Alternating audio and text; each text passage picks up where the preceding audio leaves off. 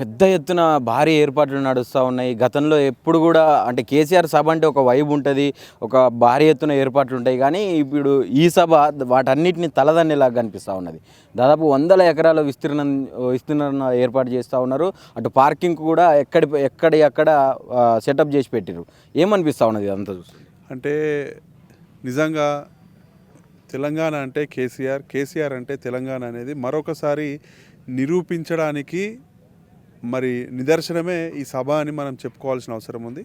ఎందుకు అని అంటే ఈ భారతదేశ రాజకీయ చరిత్రలో మరి 24 సంవత్సరాలు నుండి 25 సంవత్సరాలకు అడుగు పెడుతున్నటువంటి అతి తక్కువ పార్టీలో మరి ఇలా కేసీఆర్ గారి నాయకత్వంలో ఉన్నటువంటి ఇలా మా పార్టీ. మరి దేశంలో అన్ని పార్టీలకు రాజకీయం అవసరం, ఓట్లు అవసరం, సీట్లు అవసరం. కానీ ఇలా మా పార్టీకి తెలంగాణ అవసరం, తెలంగాణ అస్తిత్వం అవసరం, తెలంగాణ ఆత్మగౌరవం అవసరం.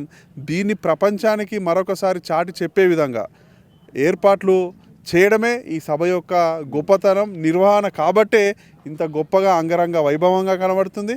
స్వచ్ఛందంగా మేము ఇప్పుడు హైదరాబాద్ షామీర్పేట నుంచి వస్తుంటే మరి మార్గ మధ్యలో ఒక 10-12 కిలోమీటర్ల నుంచి కూడా అడిగితే నిజంగా చాలా సంతోషం అనిపించింది.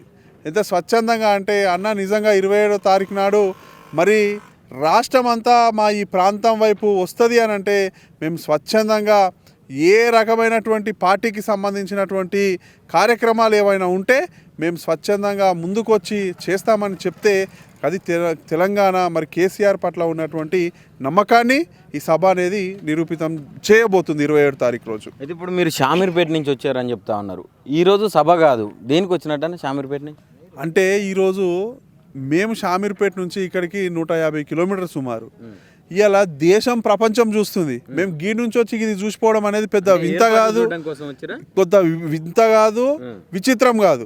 నిజంగా ప్రపంచమే ఇక్కడ చూసినప్పుడు మా నాయకుడు 27 తారీఖు రోజు వచ్చి ప్రజలను ఉద్దేశించి తెలంగాణ వాణి వీని ఎట్లా మళ్ళా భవిష్యత్ తెలంగాణ ఉంటుందనేది మరి అందరికీ చెప్తున్న ఏర్పాటు చేస్తున్నటువంటి కార్యక్రమాన్ని గొప్పగా ఉంటుంది కదా.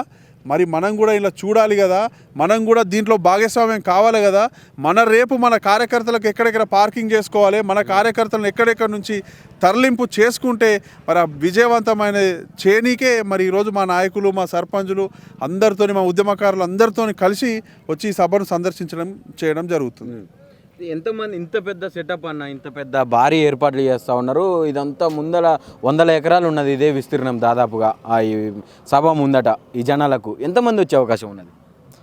సుమారు అంటే ఇలా ఒకటి గుర్తుపెట్టుకోవాల్సిన అవసరం ఉంది.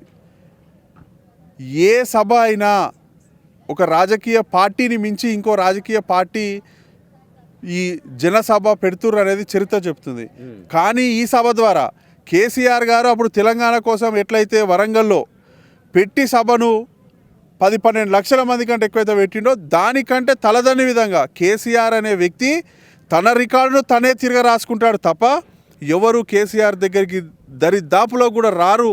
అందుకోసమనే ప్రజలు చాలా స్వచ్ఛందంగా మేము వస్తున్నాము అక్కడ నుంచి అంటుంటే నిజంగా ఏమొద్దు బిడ్డ, మేము వస్తాం అక్కడికి, ఖాళీ మీరు మాకు తోవ చెప్పురి, మాకు దారి చెప్పురి, ఎట్లా రావాలనో మా సొంత పనులలోనే వస్తాము అని చెప్పి ప్రజల నుంచి వస్తున్నటువంటి ఆదరణ, అభిమానాలే ఇవాళ ఈ ప్రాంగణంలో ఏర్పాటు చేస్తున్నటువంటి కార్యక్రమాలు అనేది మాత్రం స్పష్టంగా చెప్పదలుచుకున్నాం. ఇది ఒక పక్క ఇక్కడ ఉన్నటువంటి ఈ భూమిని అంతా కూడా కొంచెం వీళ్ళని ఇబ్బంది పెట్టి తీసుకున్నారు అని చెప్పి చెప్తా ఉన్నారు. ఒక కాంగ్రెస్ ఎమ్మెల్యేలే మాట్లాడుతూ ఉన్నారు. దీని గురించి ఏం చెప్తారన్న? ఇప్పుడు ఇవన్నీ ఎట్లుంటాయి అంటే పిచ్చి ప్రేరణ పనులు, ఓర్వలేని తరము, ఇదంతా చూసినాక ఇప్పుడు మీరే చూస్తున్నారు ప్రత్యక్షంగా. ఎవరికైనా కడుపు మంట అనేది ఉంటుంది కదా, మరి ఇది రాజకీయ పార్టీ కదా. రైతులు పొద్దున కూడా మీరే అన్ని మీడియా ఛానల్లో కూడా రైతులు కూడా చెప్పడం జరిగింది. పొద్దున నుంచే స్వచ్ఛందంగా కేసీఆర్ గారు మా ప్రాంతానికి వస్తున్నాడు, ఇక్కడ అందరు తెలంగాణ వాణి వీని వినిపించే విధంగా మరి కేసీఆర్ గారు మీటింగ్ పెడితే మేము స్వచ్ఛందంగా భూములు ఇస్తామని చెప్పి వాళ్ళు స్వచ్ఛందంగా వస్తే వీళ్ళన్నీ చిలిపి ప్రయత్నాలు, ఎక్కడో ఏదో రకంగా ఈ సభను అడ్డుకోవాలి, అక్కడ ఏం జరుగుతలేవని చెప్పి ఆ ప్రజలను అయోమయం పెట్టాలనే ఉద్దేశంతో చిలిపి ప్రయత్నాలు చేసే ప్రయత్నంలో భాగంగానే కాంగ్రెస్ ఎమ్మెల్యేలు కానీ కాంగ్రెస్ నాయకులు కానీ మాట్లాడుతున్నారు. కానీ 27వ తారీఖు రాకముందుకే మీకు భయం చుట్టుకుంది.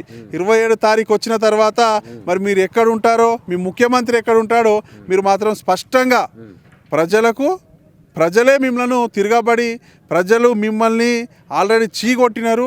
ఇప్పుడు ఎప్పుడు ఎలక్షన్లు వచ్చినా 100కు 100%, 119కి 119 సీట్లు మరి కేసీఆర్ గారి నాయకత్వంలో ఉన్నటువంటి పార్టీ అఖండ విజయం సాధించినా ఆశ్చర్యపోవాల్సిన అవసరం లేదు. సంవత్సరమే కదా అయిపోయింది, సంవత్సరంన్నరే కదా అయిపోయింది ఇప్పుడు కాంగ్రెస్కి.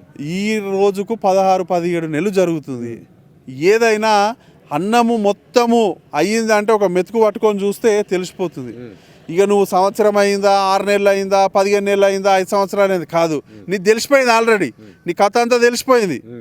నీ కథ అంతా పక్క రాష్ట్రాన్ని మొత్తం అప్పుల పాలు చేసిండు. ఈ అప్పులకు వడ్డీలు కట్టడానికే సరిపోతుంది. రాష్ట్రంలో అప్పుల పాలు చేసింది అనేది అంత అమాయకత్వము, నీ మూర్ఖమైన ఆలోచనలు తప్ప ఇలా రాష్ట్ర ఆదాయాన్ని పెంచిండు. ఎందుకు అప్పుల పాలైనాయి? కాళేశ్వరం అనే ప్రాజెక్టు కట్టినాడు. దాని ద్వారా ఎందుకు అప్పుల పాలైంది? దాని ద్వారా లక్షలాది కోట్లాది మెట్రిక్ టన్నుల వరిధాన్యం పండుతుంది. మరి అది కుంభకోణం అనే ఇప్పుడు ప్రాజెక్టుకే 1,00,000 కోట్లు అయింది. 1,00,000 కోట్ల కుంభకోణం ఎట్లయితుంది? మేడిగడ్డ ఇప్పుడు కాళేశ్వరం ప్రాజెక్ట్ అంటే ఏదో ఒకటి కాదు కదా. అన్నారం, సుందిలా రకరకాల బ్యారేజీలు హైదరాబాద్కు సుమారు 600 ఎత్తుల మీటర్ల నీళ్లు తీసుకుపోనీకి అన్ని కట్టి అన్ని తీసుకొని పోతున్నప్పుడు అన్ని చిలిపి ప్రయత్నాలు, అవగాహన లేదు, వాళ్ళకు పాలించేటటువంటి అనుభవము లేదు. వాళ్ళు ఏదో లక్కీగా తలిగింది, లక్కీ లాటరీ లెక్క దాన్ని ఎట్లా ఉపయోగించుకోవాలో లేదు. నువ్వే కదా మొన్న అసెంబ్లీలో చెప్పినావు 1,00,000 తీసుకున్నాను. దేనికి కట్టినావు అంటే ఆయనకు ఆలోచన లేదు కదా. హెచ్సియు భూముల కోసం 40,000 కోట్లు కుంభకోణం చేద్దాం అనుకున్నావు. తిరగబడ్డారు జనాలు, విద్యార్థులు. సుప్రీంకోర్టు డైరెక్ట్ వచ్చి నీకు డైరెక్షన్స్ ఇచ్చే.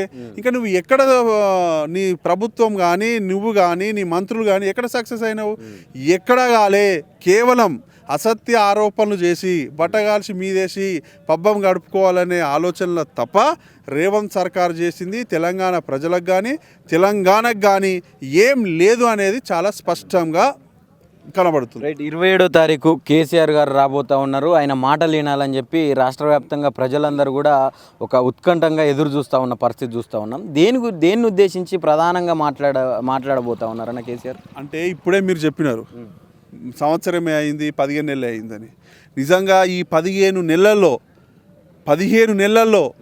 ఒక 15-20 సంవత్సరాలు తెలంగాణ అనేది వెనుకకు పోయింది. ఈ 15 నెలల్లో ఎప్పుడైతే ఇందిరమ్మ రాజ్యం అని నువ్వు ఆ రోజు ఎప్పుడైతే ఈ దేశంలో కర్ఫ్యూ విధించినటువంటి వ్యవస్థ ఎట్లయితే వచ్చిందో ఇలా గదే ఇవాళ గీడొచ్చింది. ఈ 15 నెలల్లోనే రైతుల ఆత్మహత్యలు పెరిగినాయి. ఈ 15 నెలల్లోనే రైతులు అదో గతి పాలైనరు. ఈ 15 నెలల్లోనే తులం బంగారం ఇస్తా అన్నావు. ఈ 15 నెలల్లోనే ఆడపిల్లలను కాపాడుకుంటా అన్నావు. ఈ 15 నెలల్లోనే తెలంగాణను ఏడుకో తీసుకుపోతున్నావు. కానీ ఏమీ చేయలేకపోయినావు. ఈ చేయలేని పరిస్థితిలో ఈ 15 నెలల్లో తెలంగాణ ప్రాంతంలో ఉన్నటువంటి ప్రతి వ్యక్తి అనుభవిస్తున్నటువంటి బాధపడుతున్నటువంటి ప్రతి ఒక్క విషయం పైన కేసీఆర్ సుస్పష్టంగా ప్రజలకు హామీ ఇచ్చే విధంగా భవిష్యత్ తెలంగాణ ఏ విధంగా ఉంటుంది, భవిష్యత్ తెలంగాణ పునర్నిర్మాణం మళ్ళా ఏ విధంగా ఉంటుంది అనేది ఏం చెప్తాడు మా సారు అని చెప్పి ఇలా తెలంగాణ దేశమంతా రాజకీయం అంతా ఇలా కేసీఆర్ ప్రసంగం వైపే చూస్తున్నారు. కాబట్టి 27 తారీఖు నాడు మళ్ళా తెలంగాణ ప్రజలకు ఒక గొప్ప ధైర్యం అనేది, ఆత్మధైర్యం అనేది కల్పించే విధంగా కేసీఆర్ గారి ప్రసంగం ఉంటుంది. అదేవిధంగా భవిష్యత్తులో ఈ తెలంగాణను మళ్ళీ దేశంలో నెంబర్ 1 రాష్ట్రంగా చేసే కార్యక్రమంలోనే మా గౌరవ కేసీఆర్ గారి మాటలు కానీ కేసీఆర్ గారి సందేశం కానీ ఉంటుంది.